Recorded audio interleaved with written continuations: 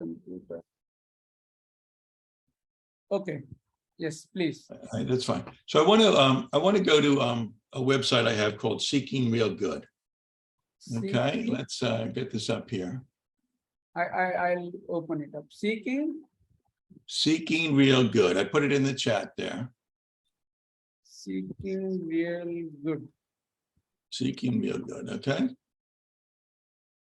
Okay. So let me clear my screen here a little bit. Yeah, this is correct. Okay, there it is. Okay. Yeah. So I want you to go down to keep going down. There you go. That's the one. Up one. Yeah, the red and blue. Yeah, Click that up. Okay. So so I spend my time on things that are both good and are real. Okay. Okay. And if it's good but not real, you're a dreamer. Okay. Okay. And dreams are interesting and they move us forward and it's good storytelling and that's that. Mhm. But we don't have flying cars and we don't have anti-gravity. Mhm. And so reality is a constraint. Okay. Uh-huh.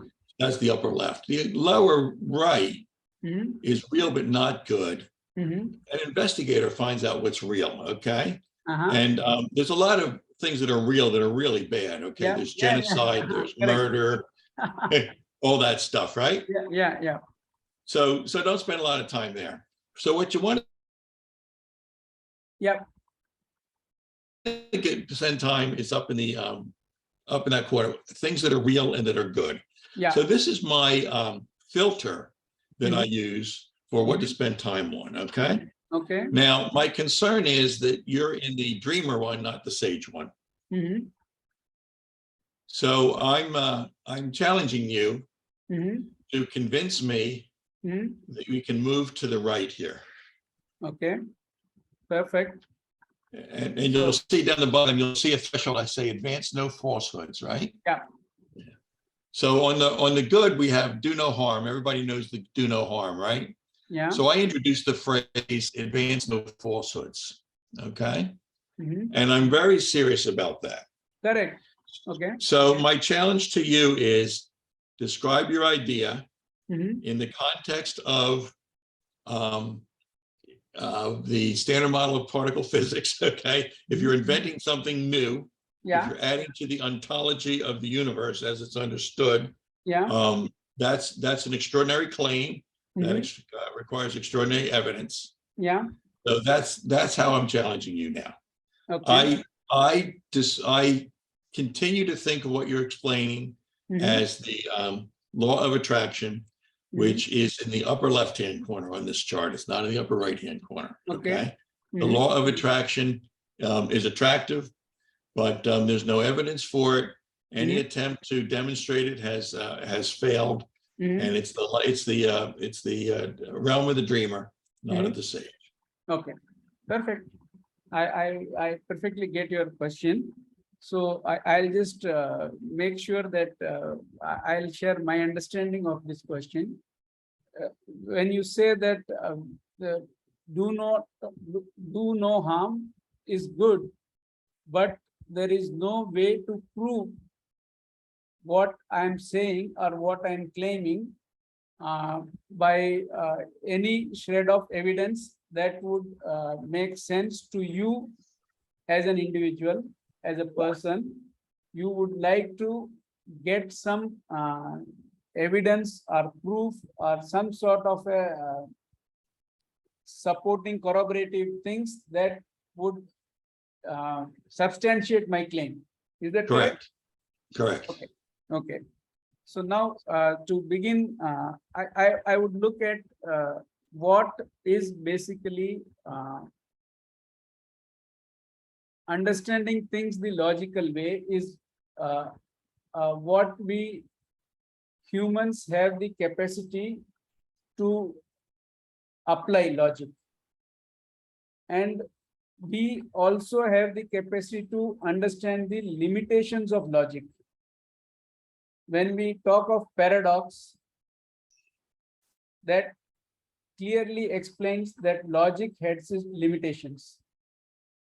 all the paradoxes from Plato till today. There are many paradoxes that have been given to us. They look very perplexing.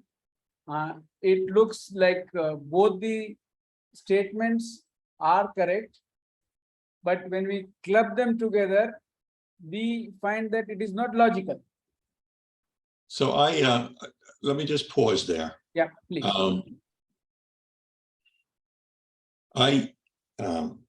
I think that most paradoxes are resolved by logic if they're looked at carefully. Okay. So if you have one that you think is unresolved, why don't you give me an example of it? Let's not be very focused on that paradox part. I take your point. You are of the opinion that anybody who claims of a paradox has not looked at it closely enough to understand the logic. Correct. Correct. I agree to what you say. The second point is there are things in reality that we see around us which do not fall within the gambit of logic. And give me an example of that. We say them as real. Say now if I were to tell you you can have a total capacity of n thoughts in your mind, and you consumed n thoughts, so you should be left with 0 thoughts. When we say n minus n should equal to 0. But they're not used up that way. Okay. So the concept that we can have, we can take out any number of thoughts, but still will we have the infinite capacity of thoughts to be consumed. Okay, but let's just stop there. I recalled an interesting example on that. Okay. If I have an apple, I have one apple. If I give it to you, you have one apple and I have none. So one apple is one apple, right? But if I have an idea and I give it to you, my idea is not consumed. It's generated on, and we now have 2 people that have the idea. Okay.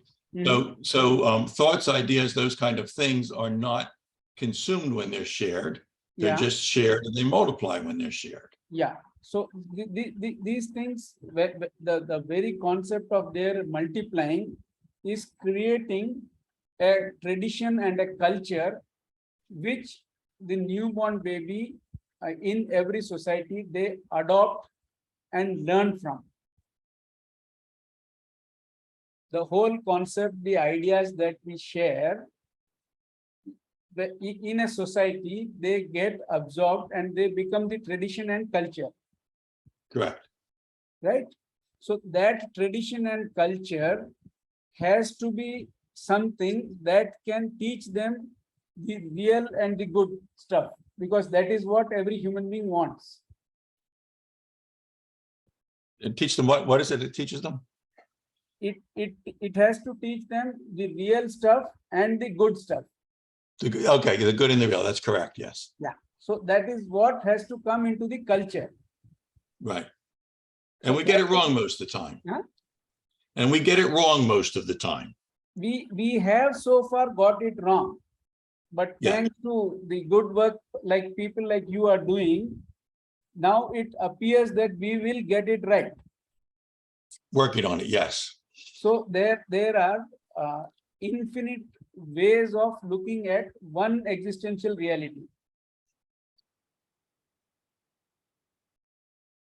Yes, there is only one. Reality exists. There is only one reality, and we share that reality. Yeah, and that can be looked at from many infinite angles, from the top, from the bottom, from right, left, that. So, and the human being, the Homo sapien, has the potential to understand all of it. Almost no.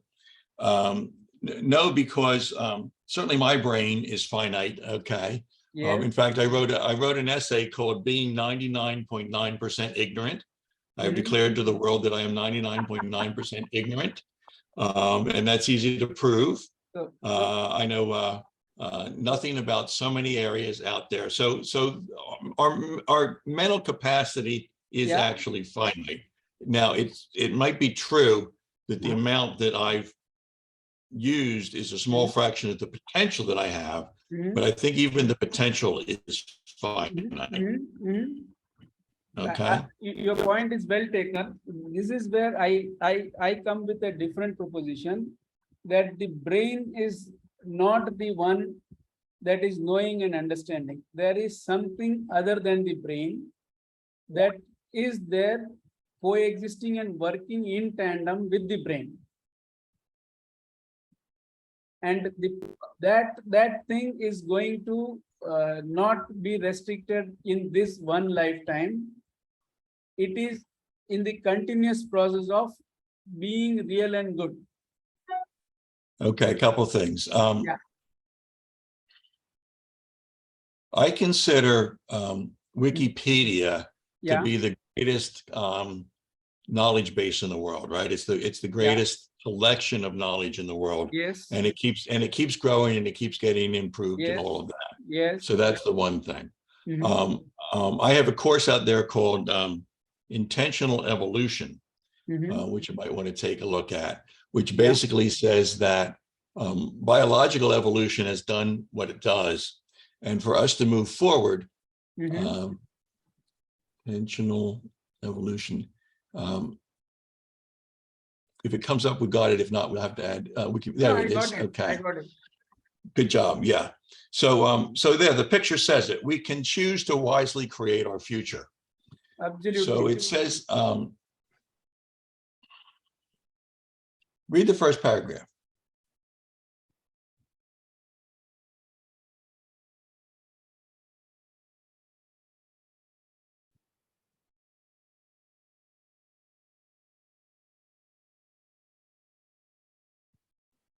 Absolutely perfect. This is exactly what I'm saying. Good. Good. So there's the course. Yes. You can either take it or pass it on or improve it or something like that. So yes, if we get our act together, absolutely, and we seek real good, we can keep on going. Okay, that I believe. Okay. Yes. We both believe on the same. So to do that, I need to be able to myself always be full of confidence in this happening by understanding. Correct. So that understanding is an experience that I need to have within me, that I can share with people, and my way of living, my purpose of being, the things that I do will always help others also get there. So instead of competition, there is only cooperation. The more people improve, the more people are happy. I feel grateful and get happier. All right. So scroll down a little bit on this course. I want to show you a figure that's in it. Yeah. Keep going. Keep going. Keep going. Keep going. That's the figure right there. Click up that figure. This one? Up. Yeah, that one. Yeah. Basically, what this figure shows is that the arrow evolution is where individuals develop, and then they get in conflict with other individuals at the same level. Yes. And then what happens is that a new level of organization evolves or emerges, which is a cooperation occurs that leads to the emergence of a new level of organization, which is cooperative at a new level. Yeah. So you can see the green is kind of the biological evolution that took place, right? Right. And then we have families and tribes and kingdoms and early nations. Yep. And now we're kind of between the early nations and the global markets, United Nations kind of thing going on, right? Okay. So, And then basically what this suggests is Mhm. that we need to learn to cooperate. Individuals need to learn cooperate at a global level to reach the next level of cooperation. And that's kind of the battle we're in right now. That's a beautiful way of explaining it. The other way which I would like to explain it is, see, there are subatomic particles and we have the atom as the base. Right. So once we understand the atom, then the whole ontology of all the things that are made up of atom, that becomes clear to us. Right. So in the families clan, this orange one line that we have, Right. this family is the base unit for the humanity, the Homo sapiens as a species. The family is the base unit. In the family, everybody wants to give more than what he wants to take. So do you have brothers and sisters? Yes. How do you get along? Hmm? How well do you get along with your brothers and sisters? See, left to me, I am at the stage where I want to get along in the same way with every human being on this planet. Okay. So that is where I would look at it. But I get along very well with my about 600 employees we have, and Okay. I make it an event every day. Every interaction that I have with any employee, it should result in a good memory for both of us. All right. And So I say, that's all very good. I just challenge the claim that Yeah. families are a coherent, cooperative. Hold on, okay. Divorces happen, child abuse happens, brothers sue sisters, sisters sue, all Yeah, that stuff yeah. happens, okay. I fully agree there that the family has not till date behaved in the way it is supposed to be behaving. I agree with you that there are anomalies there. This is not Wait. Yeah, I go back to your word supposed to be. yeah. Who's supposing that? I mean, you have your aspiration for peace, love, and understanding, okay? Yeah, But that's your aspiration. And when you Perfect. use the word supposed, yeah, you have to tell me who the supposer is. yes. So that is the innate power of every Homo sapien will need to look within himself and align his aspirations, his perceptions, his understanding with the existential reality. Nobody else can impose anything on anyone. Okay. So that But there are, inner turmoil, yeah. okay, there are evil people in the world, there are powerful people in the world, there are evil, powerful people in the world, right? I won't say there are. I would put it this way, that their understanding of existential reality is less. So they Right, have okay. some fears. So those fears of theirs get manifested in lots of evil actions that they end up doing. Okay. They're good people who are misguided. Everybody innately is in no position to alter his adherence to the good.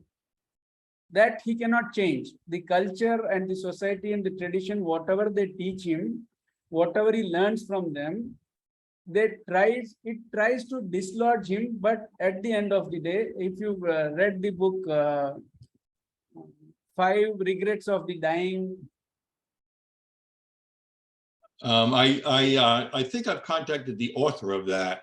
And I think in my, I have a course called What Matters. And I think I have some quotations from the author of that book in the course on What Matters. That's amazing. So the basic innate goodness that everybody has, the culture and the tradition and the learnings is not able to erase it or alter it, but it confuses him enough for him to keep repeating those evil actions. So I don't know how much you follow American politics, but a man named Donald Trump was elected 6 years ago. I have read so much about the divide, the polarization, the hate that was spread, and this is what our social media has brought us to, and it is the same social media that is bringing other people also into understanding that is not going to work. We can either blow this planet out and wait for another planet to be rich enough with materials, then plant kingdom, then animal kingdom, and then lakhs of years, so that we don't know what's going to happen. Yeah, I'm not going to wait for that. So I just have trouble. It's very difficult for me to think of Donald Trump as a good person. Okay. I mean, book after book after book has been written about what goes on in his brain and what he does and everything else. I think that he's either a psychopath, which is, a mental disorder, and I mean that sincerely. Or early in his upbringing, he was taught that the only thing that matters is his own. He's an egomaniac. The only thing that matters is a short-term transaction that feeds his own ego. Okay. And those things can be maybe explained or at least described, but I don't call them good. I agree to your point, because the way, see, this is what happens is I would begin with looking inside, checking what is there in me, and then checking that with the next person who is living with me, checking with 4 or 5 people in my family, and then slowly expand. Instead of looking at an outside inside view, that is normally going to give me a lot of internal debate, internal confusion. So we have to look at the global level. I don't say you don't need to look at it, but to get to the existential reality, I would begin with myself. Okay, if I try to look at things my way, am I able to, my heart, when I have a good thought, how do I feel? When I have an evil thought, how do I feel? Why does my heart start pumping more when I'm afraid? When I'm having some crazy thoughts, why do I start breathing abnormally? So the starting point would be me, and then I would look at the people I live with every day. How my being at peace, in harmony, how does it affect them? How does their disturbance affect me? If somebody in my family is sad, he is agitated, how does that agitation transfer to me? How does it affect me? So I look at this, and I have no proof, I have no validity, I have nothing which I can show as empirical data, or show that to any scientist, or show that anywhere, but I know that is real. So I just actually I have one more chapter to go. I'm almost finished reading a book called The Strange Order of Things. And I think I told you last time we talked that I was beginning to explore subjective experience, which is a little bit, I think, what you're talking about here. Okay. And basically, I summarized the book in this little chart here. What he says is that homeostasis, you understand homeostasis is the mechanisms that create, let's say, chemical equilibrium within organisms, okay? Yeah. So mechanisms are going on right now within my body that are regulating my temperature, regulating my breathing, regulating my heart rate, and all that kind of stuff, right? Yeah. What he argues is that what we call feelings is the mental manifestation of a homeostatic disequilibrium, all right? Mm-hmm. So I feel hungry when the homeostatic mechanisms of nutrition are out of balance. I feel hungry, okay? Yeah. I feel cold when it's cold. I feel thirsty when I'm out of water, blah, blah, blah, okay? So feelings are the mental manifestations of homeostasis. So this is starting within you, okay? Now, feelings have an affect. They're either feel good or feel bad, okay? And that's the basis for motivation. I feel thirsty. I don't like it. I'm going to go get some water, okay? So that's the action. Now he actually goes from that to say that that's the basis of culture. Okay. So I think what you're saying is largely on track with that. So you have a Twitter here. Let me see. Infinite needs, unlimited resources, incomplete. By Adam Smith. Get the complete correct. Okay, more. Sure. Okay. So all right. So so this is a series of tweets. I've tried to explain as to what are the needs that we get from the earth. They are all made of material stuff. And what are the needs that we get from the other human beings? Right. So I'll show you something cool here. Hang on a second. Yeah.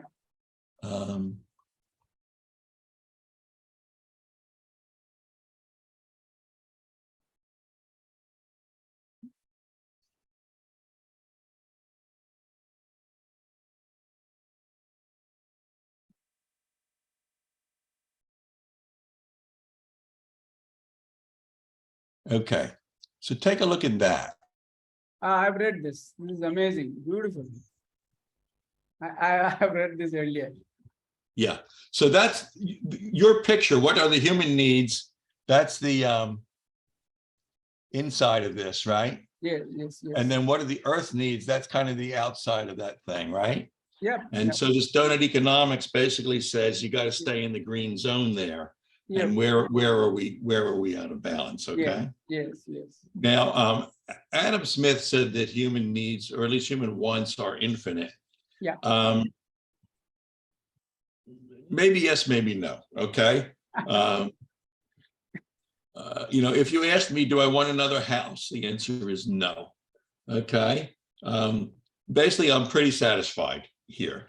Do I want to eat more? No. Okay. Do I need the next toy from Apple? Maybe yes. I don't know. But I really think that that in the time Adam Smith wrote, I think the level of well-being is very different from what it is today, or at least the level of material wealth was different than it is today. And I really think that it is unfortunate, misguided, selfish, whatever, to want more than I have. Now, maybe I would just rephrase what you are saying in a little different words. Okay. You have that barometer already with you. Anything that comes from the earth. Suppose I take a room. I want a bigger room, a much bigger room, a very bigger room. I need a room as size of a football playground. So that will distance me from the other human being. So if I want to talk to anyone, so all the physical needs, after a point, they start becoming a point of pain. Correct. So if I'm drinking beer, I enjoy my first glass of beer, and then I have more of it, and then more of it, and then. And you don't remember the last. I'll puke. And you don't remember the last one, right? No, I'll puke. No, not the last one. It is not about remembering. My body will throw it back out. Yeah. So if I have food, over of food, I'll have indigestion. So anything that comes from the earth is required only on a timely basis in a finite quantity. It can't be infinite. And anything that comes from another human being, I can digest infinite quantity of love that you can give me. I can digest infinite quantity of love that 100 people give me. Right. I can absorb the love of all the 7.8 billion people on this planet. So that is how I am made of. So my capacity to fulfill my love is infinite, and my capacity to give love is infinite. Correct. I can love you as much as you like and still love you more and still love you more. So that is how reality is. And that is a simple thing to understand. And it has taken humanity so many generations, so many years, so many isms, capitalism, socialism, Marxism, and all not what not we have done. But we have not been able to understand this very simple thing. Oh, beautiful doctrine of sufficiency. Yeah. See, all the words that we use are all created by mankind, and the reality of all this predates this language. Yeah, so let me just mention the doctrine of sufficiency. Okay. This is in a book by Henry Frankfurt that I think is called On Inequality. Oh. So Henry Frankfurt is he's an older man, but he's a currently active philosopher, and once or twice he's actually answered my emails. But yeah, you may not be able to find it under that term. Okay. He has a book. Search for Harry Frankfurt on Inequality. Oh, you are giving me too much of content. I'm really grateful for the exhaustive work that you have done and the knowledge that you are amazed.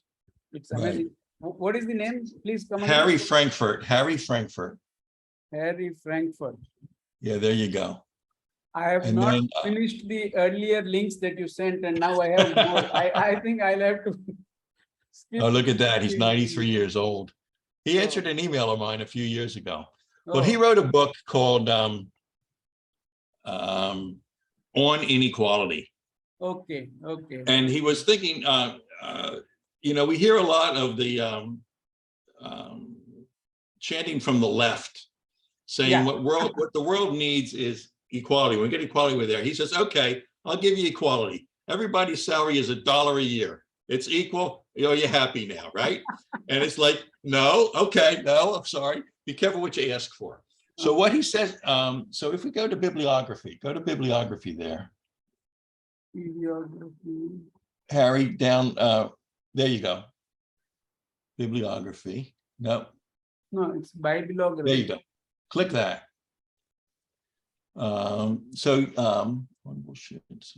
See, so there it is, the last one, On Inequality. That's the book that I read. And what it says is equality, be careful what you ask for with equality. So what you really want is what he calls the doctrine of sufficiency.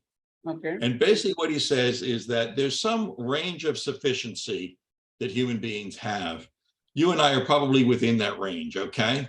Yeah. And what he says is what is immoral is for people to have more than sufficient while there are people that have less than sufficient, okay? Yeah. Now, you can argue about quantifying the bottom and the top of that range, but that's his idea. So, I think it's a powerful idea. I would add to the idea is at the family level, every family can try to be producing more than what they need and share it in the society. Right. So that feeling of abundance doesn't come from having it, but having the potential and the opportunity to be always able to produce more than what they need.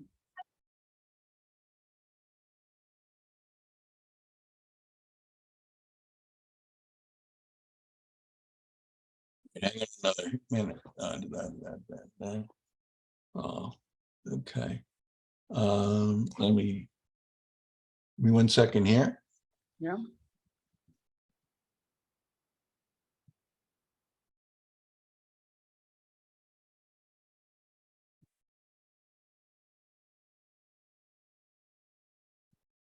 Here it is.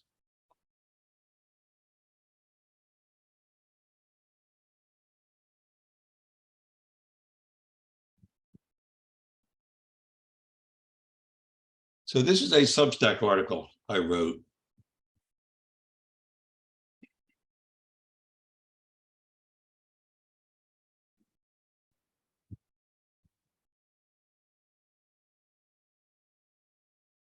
Oh, beautiful. Huh? Yes, yes.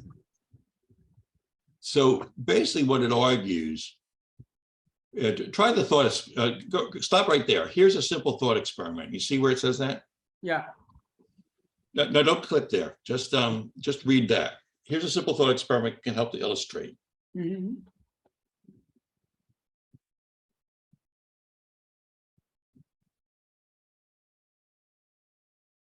See, about this, I think I have written an article. I'll just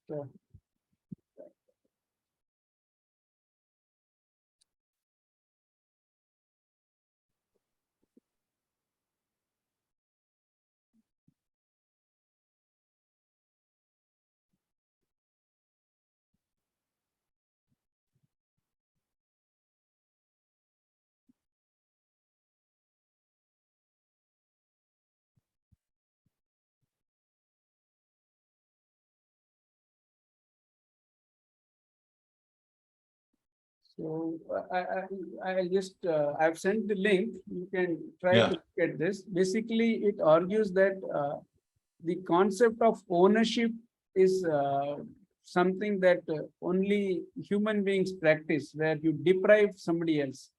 In the animal kingdom or in the plant kingdom, you don't have deprival. Right. So there's a book called Mine, M-I-N-E exclamation point, Oh, which takes a look at the basis for ownership, basis for property ownership and so on. okay. And it examines 6 kind of folk rules, possession, I don't know, Yeah. This, that we have. And it basically shows counterexamples and fallacies in all of those. okay. So I read this book and I tried to write a theory of property ownership. Uh-huh. And I didn't get very far. I basically decided that there is no coherent fundamental basis for the idea of ownership. It's all just made up stuff. Yeah, And basically, exactly. That is made of the biggest guy wins, right? Yeah, this article is good. I'll read this Yeah. later on. Yeah. So that goes on. Okay, we're getting up to the a 1 hour thing here. Yes, we'll have to stick You wanted to come up with an agenda, and you wanted to come up with an agenda, and I didn't. I guess is what happened here. But I think we've had a productive discussion. I love the enormous content that you have digested and studied. So let's brainstorm. Let's create something that will help others also to maybe look at things in a different way, and then we'll see how it goes. Here's an idea. Yeah, please. And I'm going to assign this to you, which I have no right to do, but nonetheless. Okay. So why don't you recall today's discussion? Yeah, I have recorded. And write down. We agree on the following things. And Lee is still skeptical about the following things. Okay. Yeah, we will try to put it. 2 things that I heard from you. One was about how to explain by logic how to move from the good and the dreamer person to the good and the real person. So yeah, that was a very. So the idea of real good is is a powerful idea. The sage portion that you mentioned. Right. Yeah. So if you can maybe just put together, as you think about this, I know it's getting late for you, but maybe just take your own notes from this session. Yeah. These are the things that we agree on. And then if you can identify from that, the key thing that we've not yet discussed that we have to come together on, okay? Yeah. And for me, it's kind of where we started, which is I understand your ideas to be very close to the law of attraction, which I consider to be wishful thinking, unfounded. It may be good, but it's not real, okay? And you either have to change my mind about that or explain it differently, or we're going to be stuck there for a while. I'll rephrase the statement that I can I know for sure I cannot change anyone's mind. I can only help the other person change his mind. Right. So that We is agree the on that. reality. That is the We agree reality. on that. Okay. And right now, I enjoy these discussions. I think we have a lot in common, Yes. but I'm not into woo. And I see you in the upper left corner rather than the upper right corner of my real good matrix. Okay. And we need to work on that. Absolutely. So see you next week. Till then, Okay. I'll try to put a mail and bye-bye. Thank you. I'll share this recording with you also if you want to take a look, and I'll try to put it up on a YouTube somewhere so that you can Okay. check it up if you want. Okay. All right. Thank you very much. Thank you. Thank you.